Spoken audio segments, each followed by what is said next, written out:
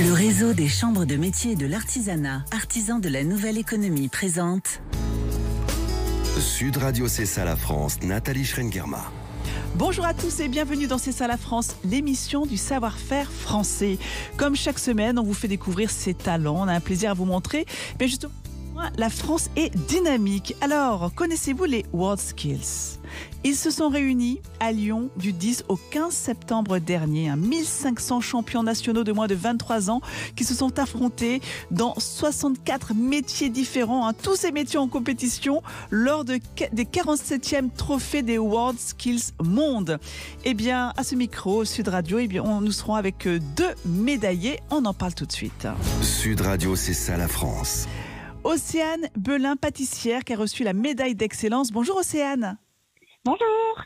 Et Ronan Le Tutour, médaillé d'argent dans la peinture automobile. Bonjour Ronan. Bonjour. Alors, ces WorldSkills, pour nos auditeurs qui ne les connaissent pas, ont été créés il y a plus de 60 ans. C'est une compétition professionnelle réservée donc aux moins de 23 ans. On l'a dit, ça regroupe une 60aine de métiers dans des secteurs complètement différents. Alors, vous avez d'abord été sélectionné lors d'épreuves régionales. Ensuite, les candidats vont se retrouver pour une compétition nationale et au terme de laquelle les meilleurs vont constituer l'équipe française WorldSkills pour ce concours mondial. On rappelle tout de suite les résultats de cette 47e édition. Donc la France est arrivée 3e, derrière la Chine et la Corée du Sud. Mais une performance encore très exceptionnelle, avec 37 médaillés. Donc la France se positionne comme la première nation européenne dans le cadre de cette compétition. Océane, vous êtes dans le métier de la pâtisserie-confiserie. Alors déjà, racontez-nous ce qui vous plaît dans ce secteur. Pourquoi avoir choisi justement cet univers de la pâtisserie ? Oui, alors donc moi du coup je suis une passionnée de mon métier.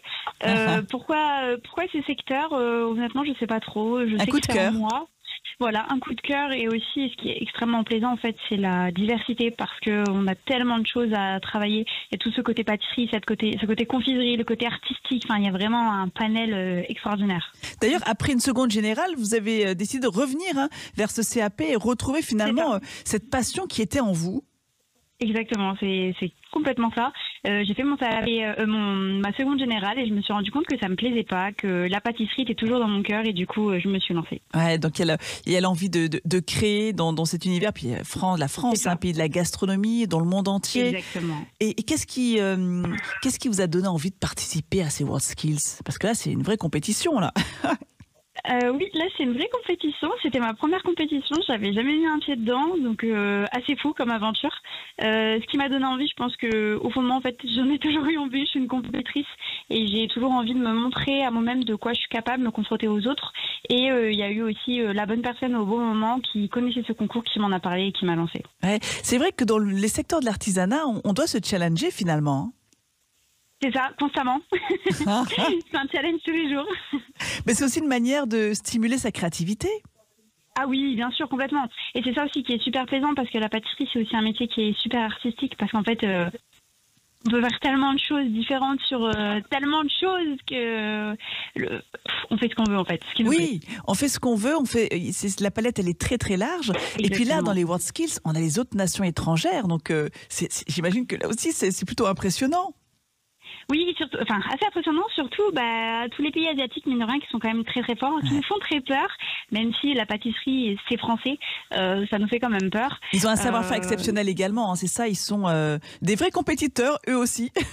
Oui, exactement, ils sont très très forts et je pense qu'ils resteront encore très très forts. Il faut qu'on travaille encore pour que bientôt ce soit la France qui soit première nation. C'est vrai, on le rappelle, c'était la Chine et la Corée du Sud cette année. Exactement, voilà, c'est ça. Ronan, lui, alors sa passion, c'est la mécanique, Ronan. Alors raconte-nous, tu as quel âge ? La peinture automobile. Et la quoi, pardon ? La peinture automobile, pardon. La peinture. Dans le secteur de la mécanique, mais c'est pas la mécanique, c'est vraiment la peinture automobile. Alors explique-nous justement ce qui t'a donné envie de travailler dans ce domaine-là. Moi, je trouvais ça super satisfaisant d'avoir un véhicule qui pouvait arriver complètement cassé dans l'atelier. Ouais. Et ils ressortent comme neuf, comme sorti d'usine. Donc ça, c'est assez satisfaisant. Mais comment tu as découvert ce métier ? Est-ce que tu étais issu de cet univers-là, dans ta famille, ou pas du tout ? Pas du tout. J'ai mon père qui aime bien les voitures, donc moi j'aimais bien la mécanique de base.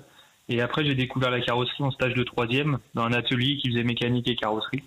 Et là, tout de suite, ça m'a beaucoup plu.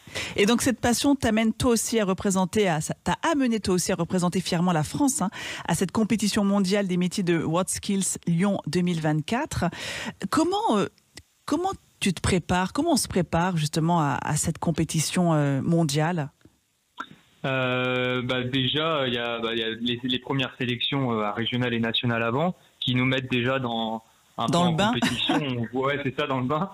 On peut voir ce que c'est d'être en compétition dans un parc expo avec du monde autour, tout ça. Ouais. Et puis après, on est vraiment bien entouré. On a chacun une équipe métier. Moi, j'avais mon expert, j'avais des représentants aussi qui guidaient en fait pour nous donner plein de techniques et des anciens compétiteurs aussi qui eux viennent apporter leur expérience. Et du coup, après, on se prépare, nous on s'entraîne. Pendant 1 an environ. C'est ça, pendant 1 an, vous répétez les mêmes gestes, vous savez exactement ce qu'on va vous demander le jour des WhatSkills, ou bien comment ça se passe au niveau de l'épreuve? Alors nous, c'était un sujet surprise. Après, on se base sur les épreuves qui ont été données dans les concours précédents. Et du coup, on travaille tout ce qu'on pense qui peut tomber. Et après, le jour du concours, on doit sélectionner, une fois qu'on voit le sujet, il y a plusieurs parties qu'on doit prendre un peu partout et on doit assembler un petit peu le puzzle pour que notre module se déroule correctement, quoi. Mais on doit tout voir en amont, anticiper toutes les éventualités possibles pour faire le mieux le jour de la compète. Et alors, c'était quoi le sujet le jour de la compète pour toi? Pour moi, j'avais 8 modules différents. C'était des choses qu'on peut retrouver dans un atelier de tous les jours, mais avec vraiment des petits détails, c'est poussé à la perfection. Ça t'a désarçonné, ça t'a surpris ou bien non? Tu t'étais préparé pendant 1 an, donc voilà, tu étais prêt. Non, on s'était bien préparé. Quand dans nos entraînements, on n'est vraiment pas... nos coachs nous disent vraiment ce qu'ils pensent. Si c'est pas bien, ils vont nous le dire. Si c'est bien, ils vont nous le dire aussi. Mais du coup, ça nous met vraiment... on se force à ce que pendant nos entraînements, tout soit parfait. Et tu en rêvais, toi aussi, comme Océane, de te lancer dans ces WhatSkills, dans cette compétition? Quand j'en ai entendu parler, j'ai trouvé ça incroyable que on puisse devenir... on ait la possibilité de devenir peut-être champion du monde dans nos domaines. Et quand on se dit, putain, champion du monde, ça paraît tellement inaccessible. Et en fait... c'est faisable quand même. Toi, tu es médaillé d'argent, donc c'est une fierté. Ouais. Et la famille, du coup, comment est-ce qu'elle vit tout ça, Océane? Elle est derrière vous, elle vous encourage. J'ai l'impression de voir un peu comme dans le concours des meilleurs ouvriers de France, où finalement, ça impacte tout le monde, tout son entourage. Ah oui, c'est sûr que ça impacte tout le monde. Après, on n'est pas encore au stade des meilleurs ouvriers de France. C'est quand même, je pense, le concours en pâtisserie. Et dans d'autres secteurs aussi. Mais non, c'est un très gros concours. Mais on n'en est pas à ce stade-là non plus. Non, mais ça prépare. Ça prépare finalement après à passer les autres concours par la suite. Oui, bien sûr. Bien sûr, c'est un gros concours quand même avec beaucoup de phases. Donc c'est vrai que c'est quand même une très bonne préparation. Un très très beau concours. Et si on veut en faire d'autres encore, c'est une expérience qui peut nous aider. Et oui, par contre, on retrouve des similitudes parce que la famille, c'est compliqué parce que le temps qu'on a, en fait, c'est de l'entraînement, c'est réfléchir toujours pour toujours donner le meilleur de soi, en fait.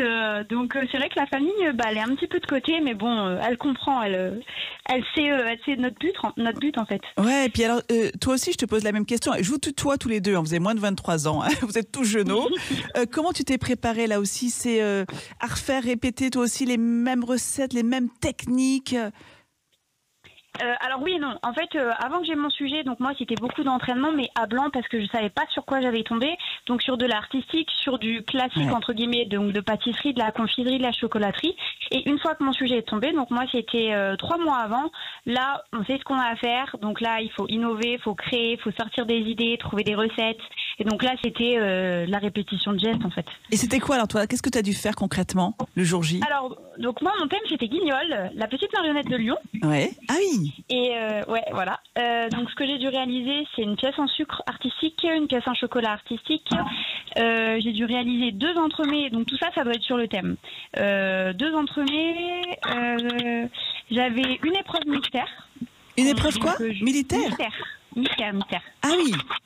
Donc ça, pour le coup, j'ai pas pu m'entraîner dessus parce qu'on l'a appris 2 jours avant. Donc ça, c'était pour la première journée. Et sur la deuxième journée, du coup, la pièce chocolat, des bonbons de chocolat vegan. Oh là là. Mais vous avez combien de temps pour réaliser tout ça? Alors moi, pour le coup, j'avais 2 jours, mais 16 heures d'épreuve. Ouais. Après ça, c'est chacun son métier, chacun sa particularité. Ouais, il faut quand même avoir un certain mental pour participer à ces WorldSkills. Ah oui, il faut du mental, mais on a fait partie de l'équipe de France et justement, on nous aide à préparer ce mental-là. Ouais. Dernière petite question, Océane et Ronan ensuite. Qu'est-ce qui vous a le plus marqué dans le cadre de ces WorldSkills? Océane. En vrai, tellement de choses. Mais là, qu'est-ce que tu en retiens? Je pense que ce que je retiens là, dernièrement, ça va plutôt être l'équipe de France. Ouais. Parce que pendant la préparation, il y a eu des moments durs, forcément, je pense, pour tout le monde. Et d'avoir ces semaines de préparation, ça rebouge, tout le monde est là. Enfin, je pense que, bon, évidemment, cette cohésion de groupe, quoi, le fait d'être ensemble, d'affronter tout ça ensemble. Ouais, puis tout ce qu'on a vécu maintenant, enfin, on se comprend tous parce qu'on est passé par les mêmes choses, les mêmes sentiments, on a ressenti les mêmes choses, donc ouais, je dirais ça. Merci beaucoup, Océane Belin. Je rappelle que tu es pâtissière, tu as reçu la médaille d'excellence. Et toi, Ronan, alors, qu'est-ce que tu retiens? Est-ce que tu conseillerais à d'autres de vivre ce moment-là? Moi, ce que je retiens, je pense que il y a un côté un peu comme Océane aussi, de toute l'équipe de France. Il y a une préparation, pardon. Et du coup, en fait, à la compétition, on est vraiment tous soudés. Quand il y a des moments difficiles, on est tous là pour s'entraider. Et ça, c'est incroyable. Mais il y a aussi un côté amical avec tous les autres compétiteurs. C'est-à-dire qu'on ne fait pas la guerre. On est là juste pour voir qui va être le plus performant. Il y a quand même une bonne ambiance. Une fois que le module est fini, tout le monde se serre la main, tout le monde, c'est vraiment sympa. Et puis l'équipe métier, l'accompagnement derrière est aussi très particulier. C'est qu'on garde un lien, même que la compétition soit finie. Il y aura toujours un lien en fait avec les gens qui nous ont aidés. Et ça, c'est incroyable. Vous avez vécu un moment unique et puis tous, unis par la même passion. Merci beaucoup, Renan Le Tutour, également médaillé d'argent pour la peinture automobile. Félicitations. Merci encore à tous les deux d'avoir participé à cette émission, d'avoir échangé avec nous sur votre passion commune. On va se quitter un court instant et on se retrouve juste après avec Thibault Laflaquière, notre French Trotter, qui est parti à la rencontre, lui, d'un artisan qui a également beaucoup de talent. Le réseau des chambres de métiers et de l'artisanat, artisans de la nouvelle économie, présente Sud Radio C'est ça la France, Nathalie Schrengerma. Nous voilà de retour dans C'est ça la France, l'émission du savoir-faire français. Et il est temps d'aller se balader avec Thibault, notre French Trotter, qui on a l'habitude, vous le connaissez désormais dans l'émission, de nous faire rencontrer des artisans qui ont du talent. Sud Radio C'est ça la France, avec Thibault, le French Trotter. Et aujourd'hui, Thibault, nous sommes en ligne avec un artisan du côté de Cahors. Exactement, il s'appelle Sébastien Calderon, il est artisan plombier chauffagiste, directeur des établissements Calderon à Cahors, donc au cœur du Lot. Et à l'approche de l'hiver, il fait partie des artisans les plus sollicités. Et j'ai voulu en savoir plus sur ce métier essentiel qui demande à la fois rigueur et précision. Bonjour Sébastien. Oui, bonjour. Bonjour. Alors, quelles sont les principales demandes en ce moment de vos clients à l'approche de l'hiver? Après tout ce qui est entretien de chaudière, ramenage de cheminée, à l'approche de l'hiver, là, on prend ça de plein fouet. Voilà. Et alors, vous êtes prêts? Et sur quel type de chauffage vous travaillez? En fait, vous l'avez un peu dit, c'est quoi? Ce sont des pompes à chaleur? C'est quoi? Alors, pas mal de pompes à chaleur, beaucoup de chaudières au gaz, aux chaudières fuel encore. Voilà. Et beaucoup de cheminées insert. Vous intervenez comment? Vous avez une équipe avec vous? Comment ça se passe concrètement? Oui, nous sommes au niveau de tout ce qui est entretien, nous sommes 2 équipes à faire les entretiens. Et après le reste, c'est tout ce qui est montage de chauffage central, pompe à chaleur, climatisation, voilà. Ça prend combien de temps pour monter une pompe à chaleur? Une semaine. Une semaine? Une semaine à 2 personnes. Est-ce que la technologie des pompes à chaleur a évolué depuis que vous travaillez? Ah oui, ça a drôlement évolué, oui.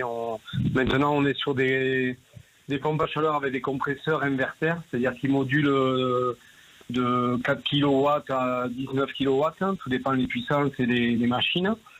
Après, au niveau silence, au niveau coefficient de performance, on a des machines de plus en plus performantes. C'est ça, en fait, on arrive aujourd'hui à faire des économies vraiment substantielles en énergie. Après, oui, après il faut quand même que les maisons soient quand même pas mal isolées quand même. Faut pas non plus se mentir. Il faut, comment dire, il faut que les machines soient adaptées vraiment à la maison. Donc on fait ça avec des logiciels de calcul pour chaque maison, chaque habitat. Voilà. Merci d'être avec nous, Sébastien. Nathalie Guirma, comment on fait pour rester, j'allais dire, informé des nouvelles technologies, des tendances dans le domaine du chauffage? C'est vrai que dans cette émission, on a un plaisir à faire découvrir différents savoir-faire, différents métiers. Et vous le disiez à l'instant, donc ça évolue constamment. Comment fait-on? Est-ce qu'il faut suivre des formations, des cours? Des formations au sein de la CAPEB. Voilà. Après, aussi au niveau des fabricants. Nous, on fait pas mal on fait 2-3 marques différentes. On fait essentiellement du Wiesmann, nous. Et après, on se forme aussi au niveau de la marque Thermor Atlantique. Oui. Voilà. Après, on se tient informé par rapport à tout ça, quoi. Et vous avez le sentiment que quel type d'innovation, selon vous, risque de transformer de manière drastique le secteur du chauffage dans les prochaines années? Alors là, c'est quand même assez compliqué parce que vu que toutes les énergies augmentent, que ce soit l'électricité et le gaz, voilà. Déjà, bon, nous, ce qu'on croit le plus, c'est au photovoltaïque, déjà. Voilà, déjà d'avoir une petite source d'énergie en autoconsommation. Oui. Et après essayer d'améliorer son habitat avec des pompes à chaleur. Des pompes à chaleur et tout ce qui est innovation au niveau des chaudières gaz à condensation, gaz ou fioul, parce qu'encore le fioul existe encore. Hein. Oui, bien sûr. Voilà. Et concernant votre métier, est-ce que vous avez des conseils, notamment pour ceux qui souhaiteraient se lancer dans ce secteur d'activité? Déjà se former, déjà apprendre déjà sur le tas chez un installateur déjà. Après, suivre déjà tout ce qui est